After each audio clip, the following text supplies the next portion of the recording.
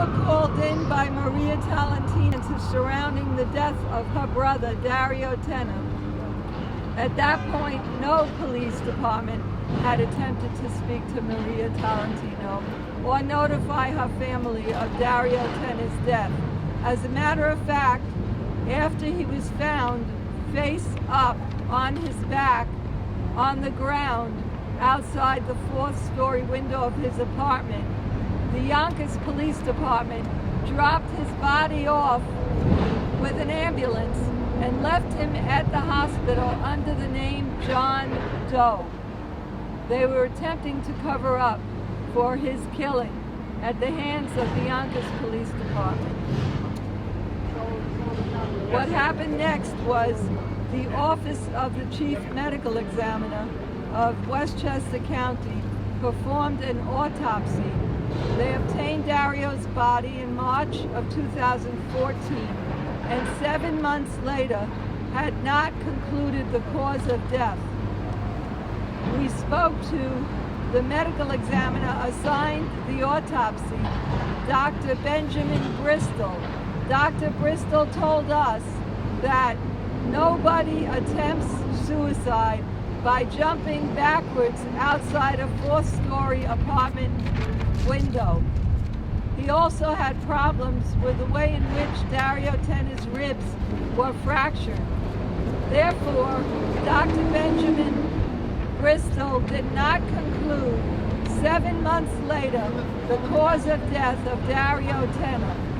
Now, even though former police officer Neil Vera, who has since been indicted and fired for committing perjury in the second degree in obtaining the false search warrant affidavit for the home of Dario Tena, even though his statement was that Dario Tena went out the window face forward, the medical evidence puts the lie to that. The hospital record and the autopsy report reveal that Dario Tena was found laying on his back with a massive head laceration to the back of his head, which was the cause of death, along with multiple rib fractures.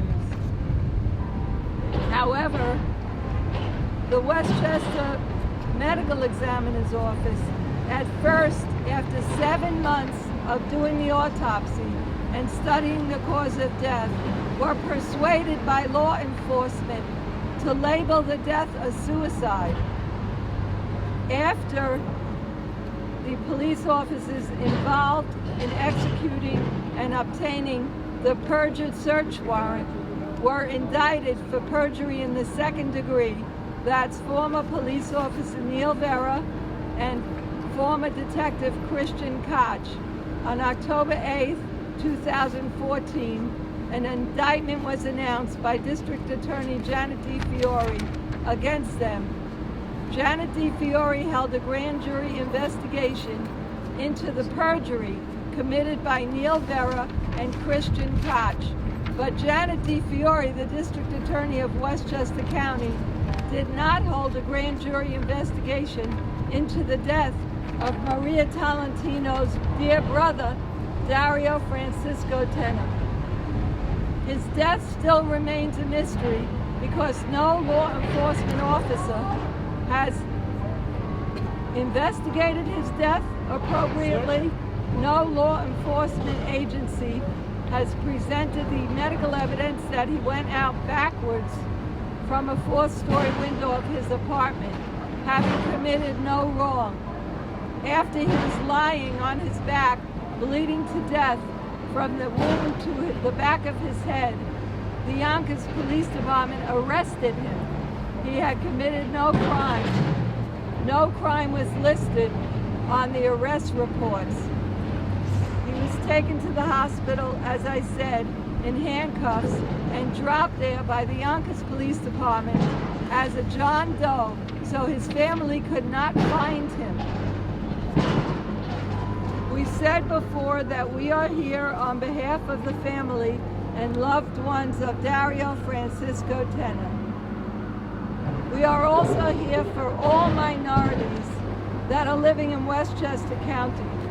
The last decade is a revelation in Westchester County of the barbaric and cruel treatment by police officers of Westchester County on minorities.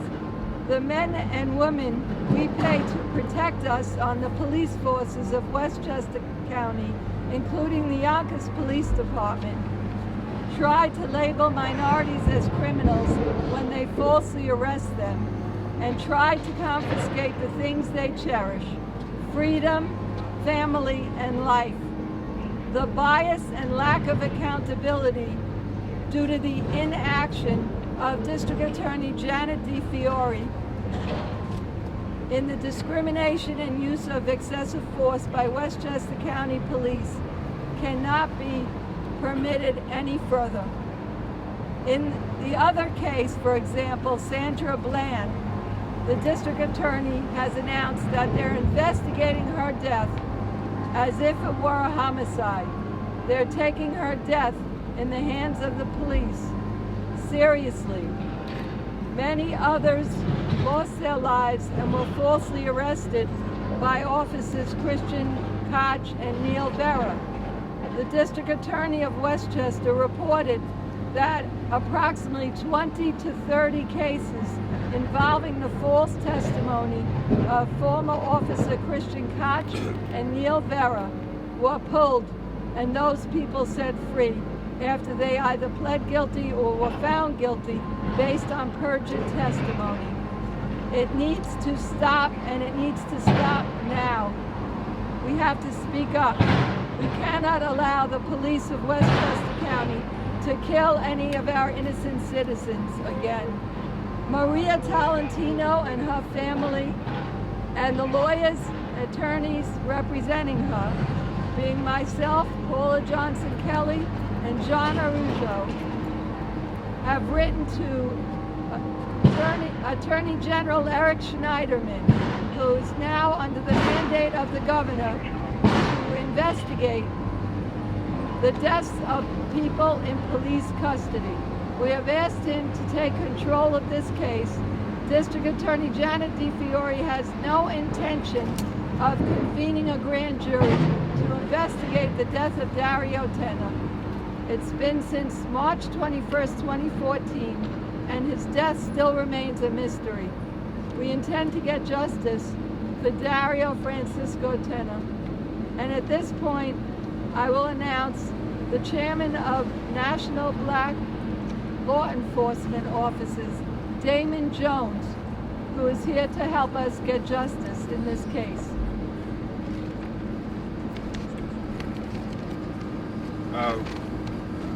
Good afternoon. My name is Damon Jones. I'm the New York representative of Blacks Law Enforcement of America, and we're here supporting the family of Dario Tena and other families throughout Westchester County and the state of New York who actually seek justice when their family members fall victim to police criminality. When you have cops that are found guilty and only serve weekends in jail for perjury, but you have the DA's office that does not investigate a death in their custody, I think something's wrong. We support Attorney General Eric Schneiderman to take over this case, because the history of justice with police crimes here in Westchester County, families have not seen justice. And it's a travesty that she did not even open up a formal investigation on a death of a man.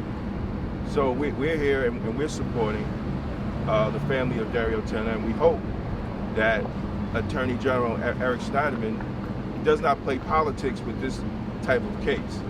He has the power. As far as we're concerned, he always had the power to come in and investigate questionable deaths in police custody. But now, since the executive order, we think he should come in, and this is a prime case for him to come in, so we can see, the people can see, if the justice system actually works, if what the executive order put through by Governor Cuomo will give some transparency and accountability on police crimes in New York State. So once again, we support justice for the family of Dario Tena, and we'll move forward and continue to support the family. Thank you. At this point, I'd like to introduce Charles Billups, the chairman of the Grand Council of Guardians, who represent approximately 20,000 law enforcement personnel throughout the state of New York. My name is Charles Billups. I'm chairman of the Grand Council of Guardians. We are here in support of the Dario's family, but more or less we are in support of forcing the state or either Eric Snyder to be more involved in this issue. I mean, this is a very unique time since the special prosecutor has been appointed to now look at not just Westchester or New York City, probably throughout the whole state, on the police practices that goes on in the different areas. And the main question everyone should be asking today, I mean, concerning the Dario's family, is where did the warrant come from? Why was the warrant generated? Why did they pick this particular apartment? And why did they go into this individual's house to cause the death? I mean, these are the questions that should be asked today. These are the things that should be looked at. I mean, it's been proven that the officers already has had a large number of other corruption incidents. So why not, this right here is not looked at much more closely and fully? I mean, it's been shown throughout the country and throughout the state that the mispractice of police practices that goes on in black and Hispanic or brown communities needs to come to an end, and has been to a point. So now the main question is we need to look back at the warrant. Who signed the warrant? We need to look at the judge too in this picture too, because a warrant was actually signed and it had to have been signed by a judge. So these are the practices that's been going on. They are illegal. They should need to stop as soon as possible, because the ones they are affecting are the black and brown communities. So these are the questions that goes on. We will stand here with the Dario's family up until the end as necessary, and we will help push this. I think it's need. I mean, today we are filing a lawsuit, but I think we need to move this whole entire issue to Eric Snyderman's office. I'm thinking, and I'm really planning on going to his office, maybe demonstrating in front of his office to make sure that these incidents, and he gets more involved. He gets more involved personally with the special prosecutor now assigned to doing these things. I think it's definitely a need for him to get more involved. So we are here in support of the family. I'd also like the public to know that Janet DeFiore, the Westchester County District Attorney, assigned the Yonkers Police Department and their Internal Affairs Division to investigate the death of Dario Tena. But were it not for the illegal action and perjury of the officers of Yonkers Police Department, we wouldn't be here, and Dario Tena would be with his sister and his family. So how can the district attorney in this county legitimately assign the police department, whose members caused the death of Dario Tena, to investigate themselves? That is outrageous, and that cannot go on. And Damon Jones would like to make one statement. Before I forget, let's not remember, Yonkers Police Department has been under the watchful eye of the Department of Justice for 7 years. For 7 years. And we have all these incidents going on under the watchful eye of the government. What is the Department of Justice doing? The process has failed all the way up to the top. If they're continuing to have police crimes right underneath their nose, and the Department of Justice hasn't done anything. I think we also should ask the Southern District, what are they doing with Yonkers? What are they actually doing with Yonkers? Just 6 months ago, I was a part of a forum with the Department of Justice. You know, and this case happened, and nobody said anything. So we also should question, what is the Southern District doing about police crimes here in Westchester, because they haven't done anything. The Department of Justice report that came out in 2009 reported that the Yonkers Police Department doesn't have a proper or adequate police manual that its police can understand the law of use of force and when they're allowed to use deadly physical force. That Yonkers Police Department needs to be disbanded if they don't have a police manual in accordance with what the federal government's review of that department found, that trains its officers on the use of force and the use of deadly physical force. Also, it was revealed by the federal government that the Yonkers Police Department does not conduct annual evaluations of its police officers and their activities. How is that possible? The Yonkers Police Department needs to be disbanded immediately, and an overseer of their department needs to be appointed. Maria Tolentino would like to say something briefly about her beloved brother. Hello, my name is Dario Tena. I'm the sister of the person. There is, I can say about my brother, he was a good son, a better father, a wonderful brother, who with his nephew, and he was a very nice friend. He had many people who love him. I walk and they talk, when I date somebody tell me, oh, this is the sister of Dario. Oh, they come tell me very good things about him that I even didn't think because he's just my brother. I love him as a brother, but I didn't know what he's doing outside. You know, it was surprising me the way people talk about him. And when I went to my country, saw my mother, and she asked me, nothing that we do can bring him back, but she just wants justice done by, because she said, at least make sure they don't do to somebody else. So that's all we here to have justice for him. Mostly because he had kids, he had 2 kids, he had one son that he even didn't know, and he had a little young one. So that's what we here, to justice for him, for not to do something to somebody else. Any questions? We would like to say and end by saying, God bless the soul of Dario Francisco Tena. We will fight to get him justice for his family. Thank you. Anybody have any questions? There's one other thing I would like to say.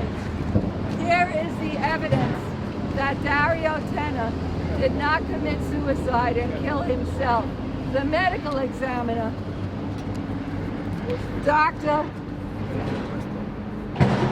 Kanjata Ashar, the acting chief medical examiner of the Chief Medical Examiner's Office of Westchester County, crossed out suicide from his autopsy report, thereby declaring that he did not commit suicide.